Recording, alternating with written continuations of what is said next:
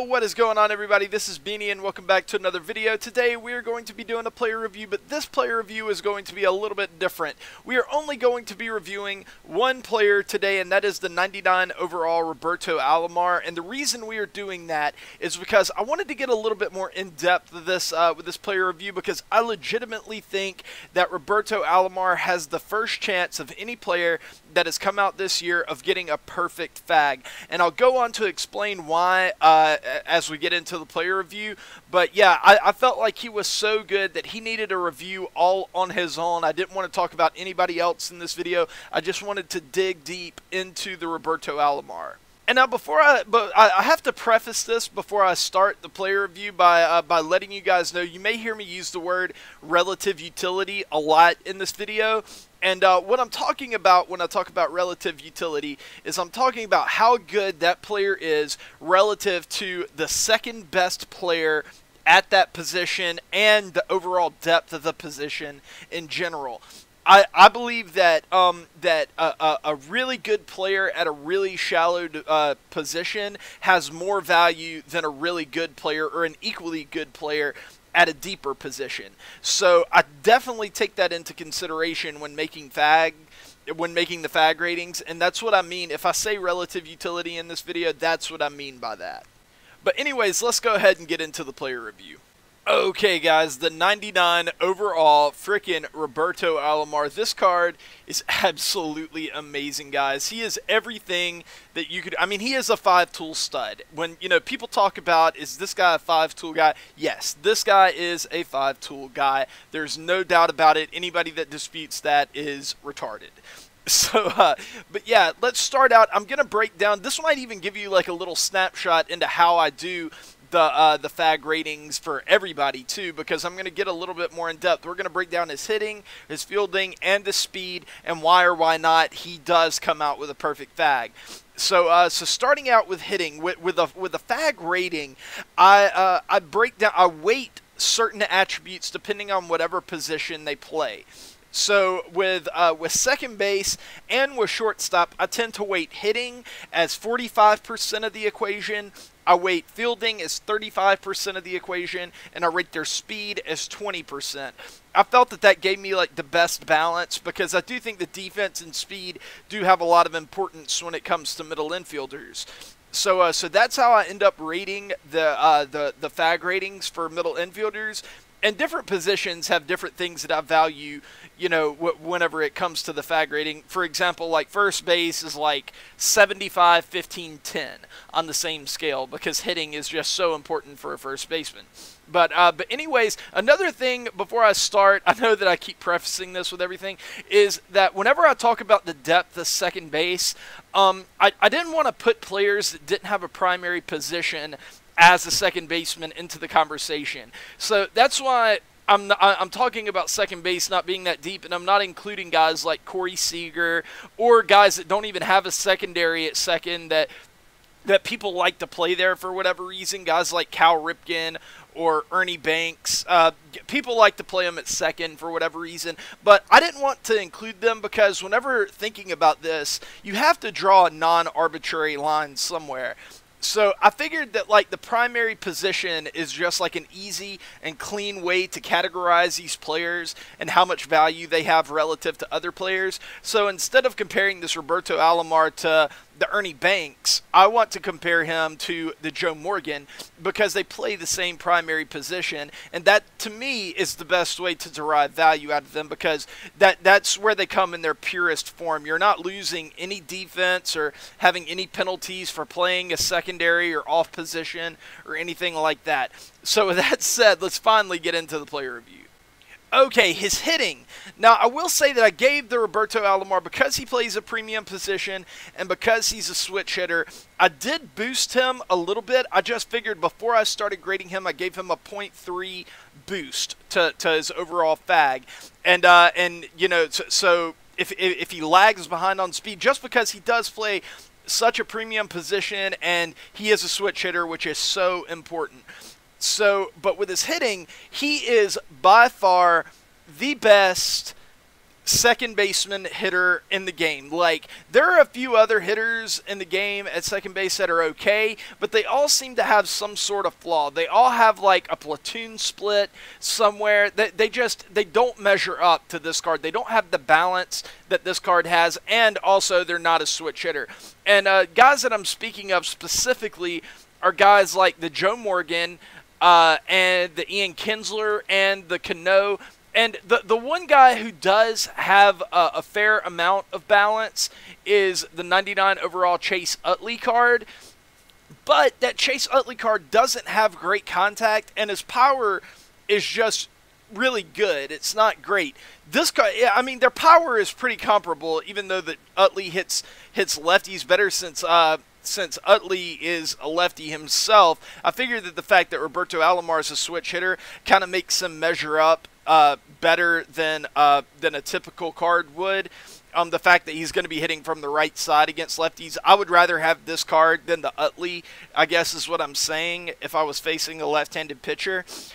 So hitting-wise, you know, a lot of people might dog me for not docking him a little bit, for not having like 95 power or some shit like that. But the fact that he's a switch hitter, the fact that his contact and his vision is so good, and the fact that his power is good enough to where if you get a hold of a ball, it's going to go out of the ballpark, I couldn't not give this guy a perfect score. Relative to other second basemen in the game, he is just so much freaking better. So hitting accounts for 45% of the overall FAG score, and I gave him a perfect 45. I did. I saw no reason not to give this guy a perfect score because of his hitting. It's just so freaking good. Okay, so with that 0.3 boost that I gave him at the beginning of this, because of his position and because he's a switch hitter, I'm gonna, right now he's sitting at a 48 out of 100, and he has, how many points left to go? He has 55 points left to go. So the best he can do is a 103, but he's not gonna get a 103, I promise you that. But as a 10.3, I should say, because I do divide it by 10 or whatever. But as a fielder, he's not as good of a hitter or a fielder as he is a hitter, but he still has some of the best defense that you're going to see out of a second baseman in this game. The two other guys that immediately came to mind when it comes to talking about like really good defensive second basemen were the flashback Robinson Cano. But the big problem with the Cano is that, well, actually, him and Cano are really comparable when it comes to their defense. Like, almost identical. They have the same reaction, very similar fielding, very similar arm strength. So that's probably the best guy to compare it to. But the guy that I kind of got my benchmark off of was the 99 overall Joe Morgan, if I can hurry up and scroll over there, because the 99 overall Joe Morgan, I believe that whenever I was grading him, that I gave him a perfect grade on his fielding. I mean, it was really, really good. And, well, oh, shit, I passed it. I'm an idiot. I'm an idiot. Sorry, guys. Sorry, guys. Go back, go back, go back. He's with the Reds. Okay, yeah, the Joe Morgan, I ended up giving him a perfect score because his fielding and his reaction and his speed just allow him to cover so much freaking ground, and I feel like it makes up for the lack of arm strength. And because I gave him a perfect score, I was measuring the Roberto Alomar against this card because it's kind of a give and take. The Alomar doesn't have the range that this Joe Morgan has, but that card has better arm strength than the Joe Morgan does. So which one do you value more? At second base, I tend to value the range more. So because of that, I couldn't give the Roberto Alomar a perfect score as a fielder. But with that said, I do think that he is really close to being just as good of a defender as the Joe Morgan is. And because of that, I ended up giving him a 34 out of 35. Almost a perfect score, but not quite. But so far, the Alomar is okay because he does have that 0.3 boost that's kind of boosting him up, and as long as he can, you know, not be awful with the speed, he has a real shot at getting a perfect score. But let's move on to the speed. Okay, and the speed I rate on a scale of 1 to 20, And this was the one that I thought was going to kill him and the thing that was going to keep him from getting a perfect score. And I debated this with myself for a long time because speed is not in short supply when it comes to second baseman. You have the D. Gordon, you have the Joe Morgan. I mean, there are a lot of really fast second basemen, but this guy definitely measures up. I tend to rate speed and stealing on speed is a little bit more important, but stealing is really important too. It helps you get good jumps whenever you steal, so it really helps that this guy has 80 stealing to go along with 79 speed. And 79 speed is definitely serviceable, but I certainly couldn't justify giving this guy a 20 out of 20 on a speed because that would be doing a disservice to the D. Gordons and the Joe Morgans of the world. So I had to knock him a little bit, but I had to decide how much I wanted to knock him. So I kept going around and I kept looking at all the elite second basemen like the Ian Kinslers, the Robinson Canoes, and all those guys, and starting to try to get a feel for the average of the elite second baseman and kind of where they measure up on the speed front. And it seems like this guy is well above average when it comes to those guys. Most of the guys kind of fell into a range of having like 75 speed with 70 stealing. That was typically the range they fell in. So this guy is above that. So, you know, and it's like an Ian Kinsler, I think he's like 78, 70 or something like that.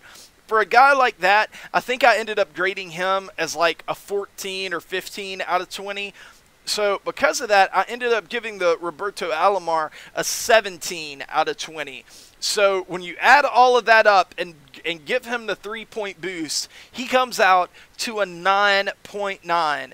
And I thought really long and hard about giving him that 0.4 boost just to get him to a perfect score. But in the end, I decided not to because I felt like a 0.3 was pretty accurate when it comes to assessing the relative utility of his position and how good he is relative to everybody else at his position, and factoring in the switch hitter thing. I felt like a 0.3 boost was about right. And but I mean, a 9.9, guys, that is by far the best score that anybody has gotten all year. I think the next closest guy is the Jake Arrieta card. This card is fantastic. I mean, it's a card that I'm definitely going to get. I'm not selling it once I get it, once, you know, I make it to the World Series or whatever. This is going to be an in-game card, guys, and I honestly believe another thing to factor in is that he does have that really short swing, the same swing that like Corey Seager, Carlos Correa, that generates a ton of backspin and ends up, you know, you can hit the ball just a ton with that swing. It's really, really nice. And this guy does have that swing, so that's going to make him play even further up and make him even better. So because of that, I'm telling you, this really might be the best card in the game. The only other cards that I would consider giving like a 9.9 or a 10.0 to are the Andre Dawsons of the world, who I have not reviewed, the Mike Trouts of the world, who I have not reviewed. Just guys like that, those 5-tool guys that don't have any flaws in their game, that really have a chance to score really highly on every single aspect. But aside from those guys, this card, man, I'm telling you, he's amazing. He really is. He's my favorite card in the game so far, I think. Once I have him, I have a feeling that feeling is going to be justified too. I think he's going to be an absolute stud. But anyways, guys, that is going to do it for this video. The Roberto Alomar, it's kind of, you know, he's a 99 overall, and he gets a 9.9 out of a 10.0 fag. I think it's kind of well-suiting for him or whatever. But anyways, guys, that is going to do it for this video. I hope you enjoyed it. If you disagree with me, if you think that whenever I talk about relative utility that I should include guys like the Cal Ripken, guys like Corey Seager or whatever, let me know in the comments. I just think that that's a much sloppier way to do it, because if you end up doing that, then you have to include guys that don't even have it as a secondary, like the Impact veteran Hanley Ramirez. And I feel like you do lose a lot whenever you put guys like that over at second base. And I do think that it is just kind of a sloppier way to do stuff like this. But anyways, guys, that is going to do it for the video, and I will see you guys later on. But until then, peace!